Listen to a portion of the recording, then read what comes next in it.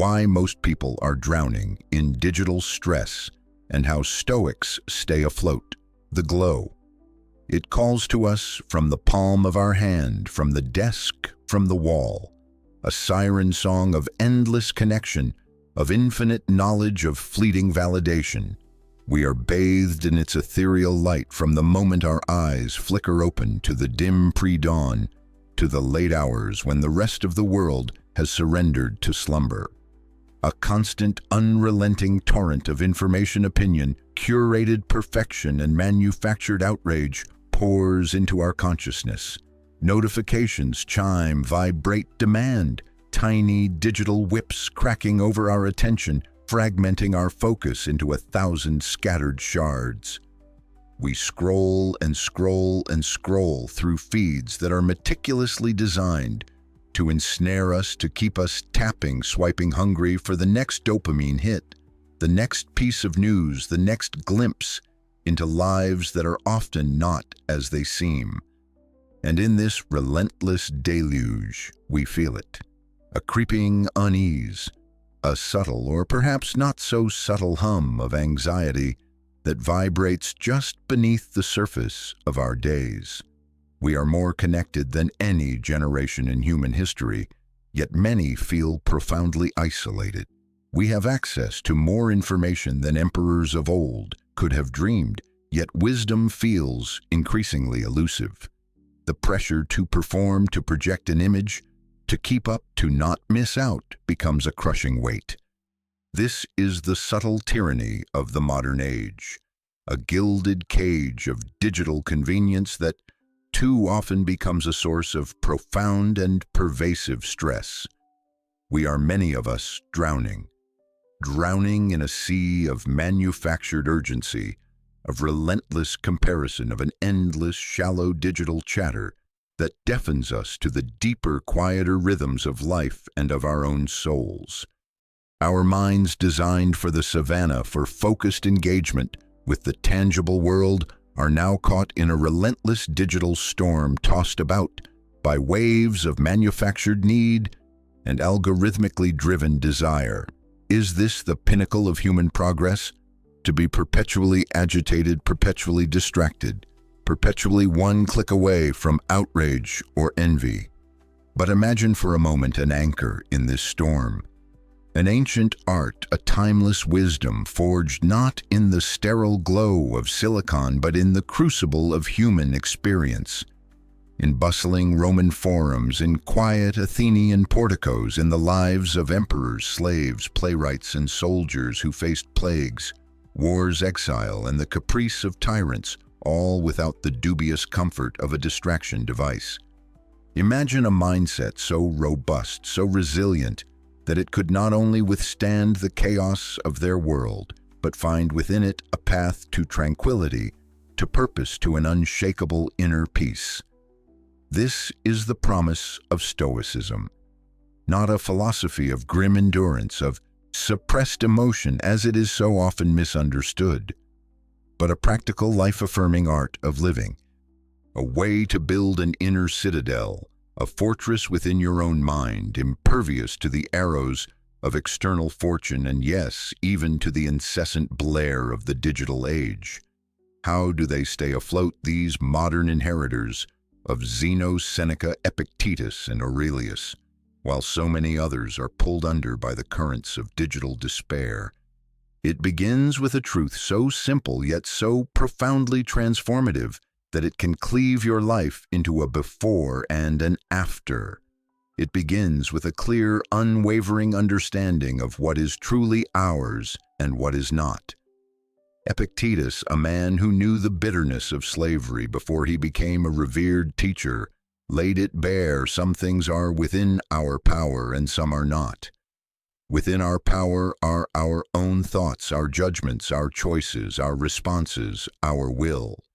Within our power is the interpretation we assign to the data streaming into our senses. Within our power is the decision of where to direct our precious, finite attention. And what is not within our power? Almost everything else. The algorithms that curate your feed, not yours. the opinions of strangers on the internet, not yours.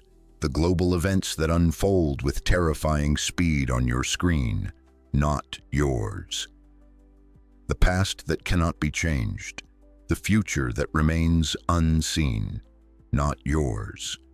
The fleeting validation of likes and shares, the carefully constructed personas of others, the relentless march of technological change itself, not yours, not yours, not yours. For many, this realization lands like a hammer blow, for if so much is outside our control, are we not then powerless, helpless puppets, dancing to the tune of fate, or worse, to the whims of tech C-suites and unseen programmers? The Stoic smiles. For in this very distinction lies the key to liberation. The source of our digital stress, and indeed much of our life's suffering, stems from a fundamental error, the relentless, exhausting, and ultimately futile attempt to control what we cannot while simultaneously neglecting what we can. We rage against the algorithm, we despair at the negativity we encounter, we become emotionally hijacked by events thousands of miles away. We meticulously craft our online image, hoping to control the perceptions of others. We are like sailors furiously bailing water with a sieve, while ignoring the rudder and the sails. The Stoic instead asks, where is my agency here? What in this digital maelstrom truly belongs to me? The answer is always the same: my reasoned choice, my assent to impressions, my own actions, my own inner landscape. Consider the ceaseless tide of information. You cannot stop it. You cannot control what is published, what is shared, what trends, but you can control how much of it you consume. You can choose your sources with care. You can cultivate the discipline to unplug, to create sanctuaries of silence in your day, in your week. You can question the initial emotional flare an article or a post ignites within you, asking, is this true? Is this useful? Does this align with my values? Or is it merely designed to provoke, to distract, to sell? The digital world screams for your immediate, unfiltered reaction. The Stoic whispers for your considered, deliberate response. This is not about Luddite rejection of technology. It is about its conscious, intentional use. It is about becoming the master of the tools, rather than allowing the tools to become the master of you. It is about navigating the digital ocean with skill and purpose, knowing which currents to ride, which to resist, and which to simply observe with serene detachment as they pass you by, understanding they cannot capsize the well-captained ship of your own mind. This distinction, this radical acceptance of what is, and the focused action on what is ours, is the first oarstroke that propels the Stoic clear of the drowning waves.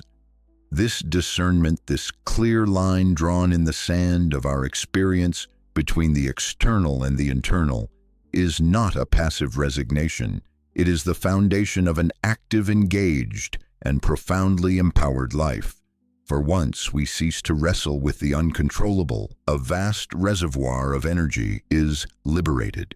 Energy that can then be poured into the cultivation of our own character, into the shaping of our responses, into the pursuit of what the Stoics held as the sole good virtue.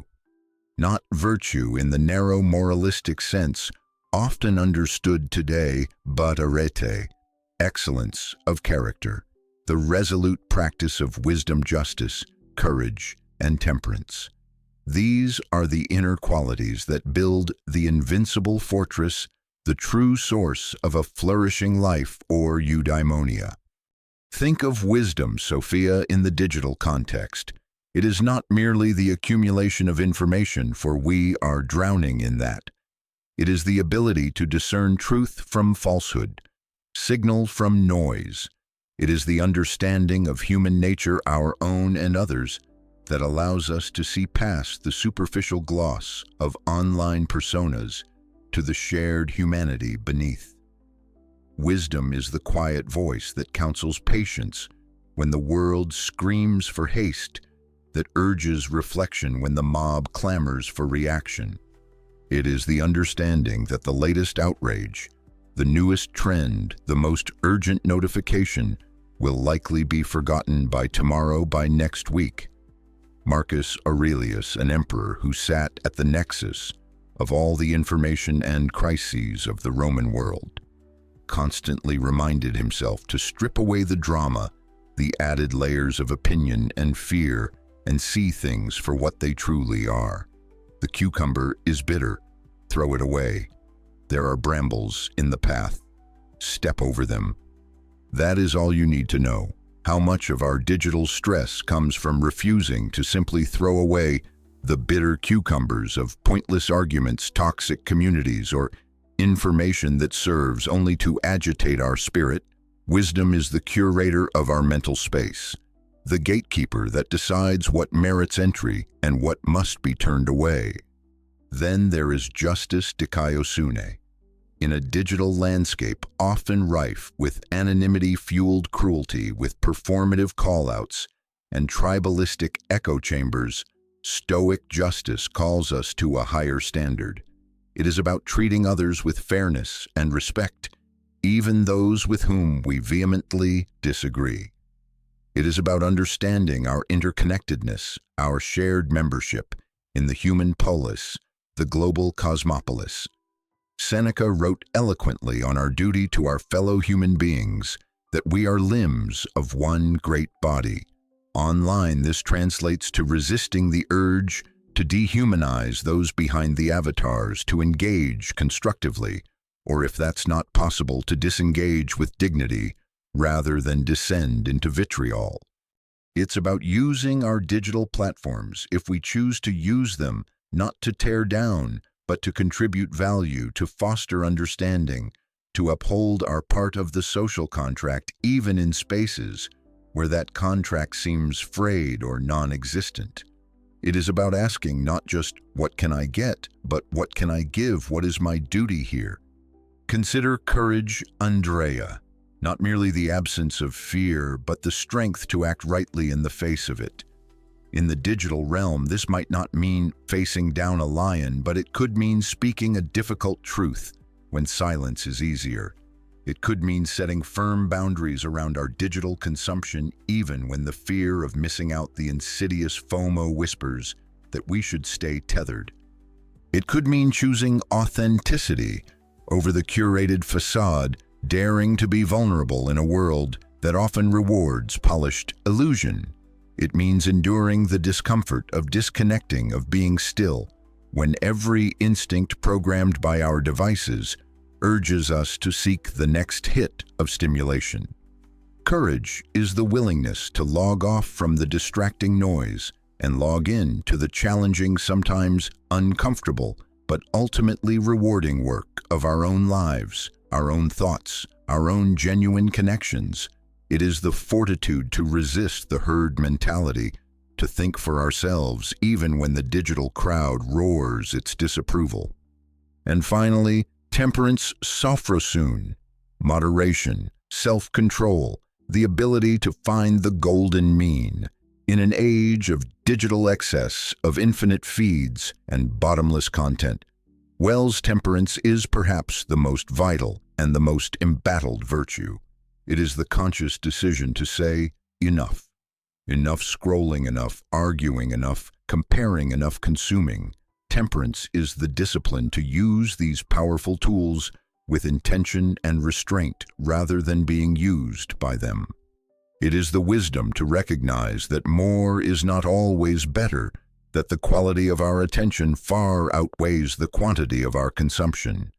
The ancient Stoics practiced voluntary hardship, periods of simple living, of abstaining from luxuries, not out of masochism, but to strengthen their ability to be content with little, to break the chains of dependency on externals.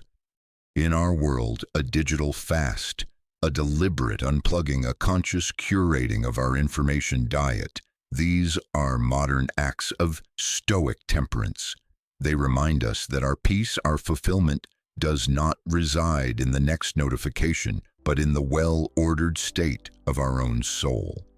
These four virtues, wisdom, justice, courage, and temperance, are not separate entities but facets of a single unified excellence of character. They are the internal compass and the sturdy rudder that allow the Stoic to navigate the turbulent waters of the digital age, not by avoiding the waves, but by cultivating the inner strength and skill to ride them or even to find stillness amidst them. The relentless external stimuli of our hyper-connected world lose their power to overwhelm when confronted by a mind fortified by these virtues. The digital stress that ensnares so many is not a product of the technology itself, but of an unprepared mind, a mind that has not yet learned to govern itself, to distinguish the essential from the trivial, the virtuous from the merely distracting. The Stoic stays afloat because they are building something an algorithm cannot touch, something a notification cannot disturb, an unshakable core of virtuous character. This journey of cultivating virtue, of mastering the self, is not a grim slog, but a path towards a profound and radical acceptance of reality, encapsulated in the Stoic concept of amor fati, the love of fate. Not a passive resignation to whatever happens, but an active embrace of it, understanding that everything that occurs, even the seemingly negative, is a part of the grand rational order of the cosmos, the logos.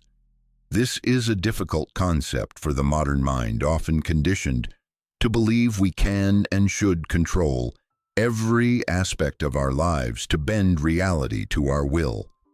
The digital world often amplifies this illusion, offering curated experiences and the promise of optimized outcomes.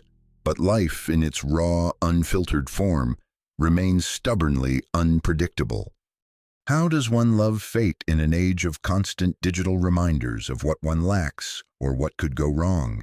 It begins by internalizing the dichotomy of control on an even deeper level. If something has happened, it is now part of the past, an unchangeable fact of the universe. To rail against it, to endlessly ruminate on how it should have been different, is to fight a battle already lost, to poison the present moment with the bitterness of past grievances. The algorithm showed you something that upset you. That event is now woven into the fabric of your experience. Your online venture didn't get the traction you hoped. That outcome is now a data point. Amor fati invites us to say, this is what happened. This is the material I have to work with. How can I use this? What can I learn from this? How can this make me better, stronger, wiser? Seneca, who faced exile, political turmoil, and eventually a death sentence from Emperor Nero, wrote, "A gem cannot be polished without friction, nor a man perfected without trials." The adversities served up by our digital lives, the misinformation, the social pressures, the distractions, the anxieties, these are our friction. Instead of merely enduring them, or worse, being crushed by them, the Stoic, who embraces amor fati, sees them as opportunities. An opportunity to practice patience when a web page loads slowly or a troll appears in the comments. An opportunity to practice critical thinking when faced with dubious claims.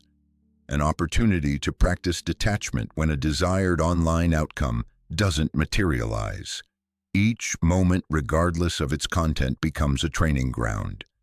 The digital stress itself, when viewed through this lens, transforms from a malevolent force into a sparring partner, helping us to hone our Stoic skills. Complementing amor fati is the powerful practice of memento mori. Remember, you will die.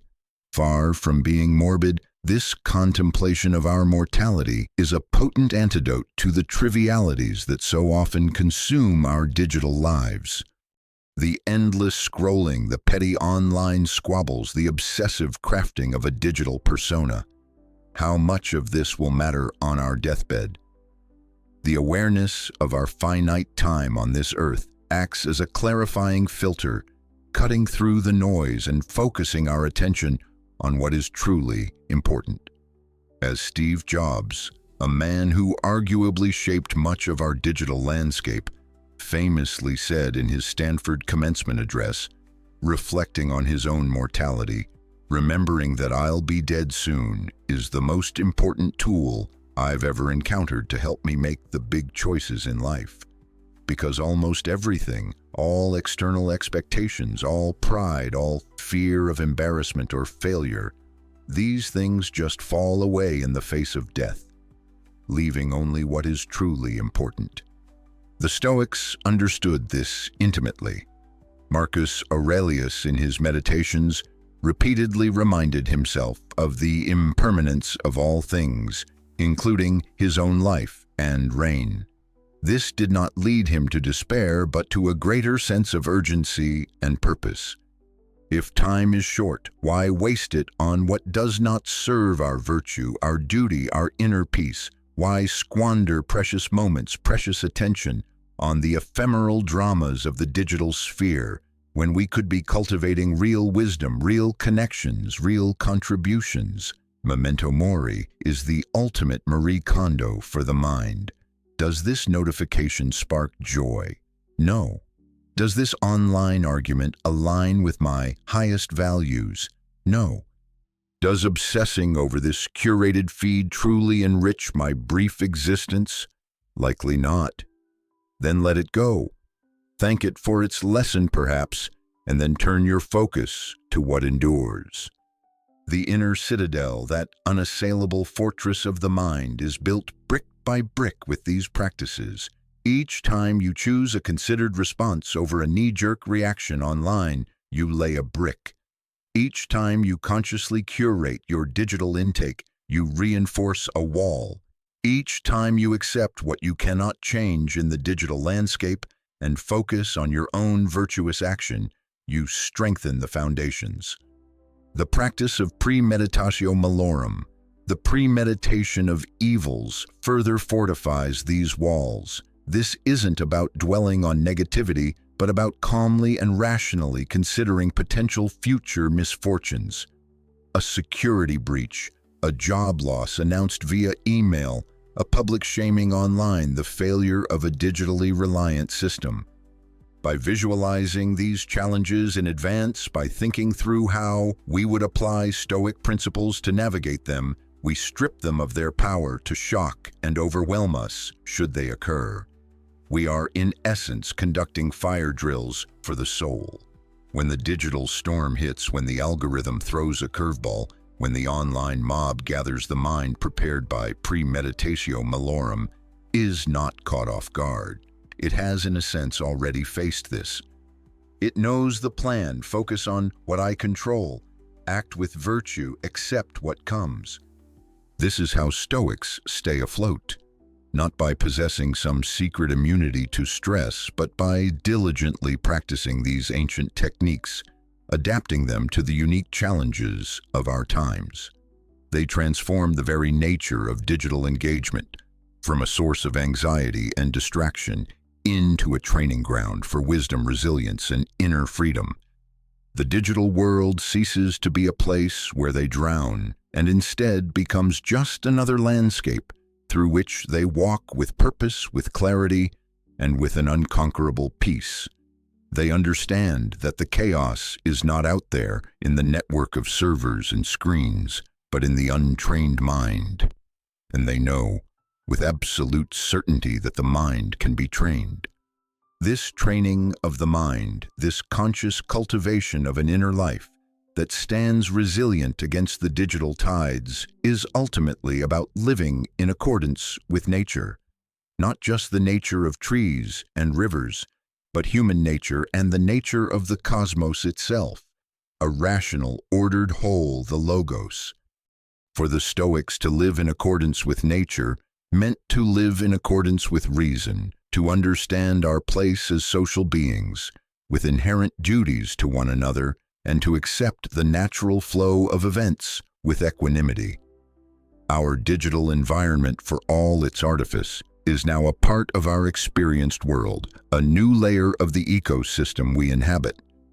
To live in accordance with nature today means to engage with this digital layer, rationally, virtuously, and with an understanding of its true relationship to our well-being. It means recognizing that our minds by nature are not designed for the constant state of hyperstimulation and fragmented attention that much of the digital world encourages.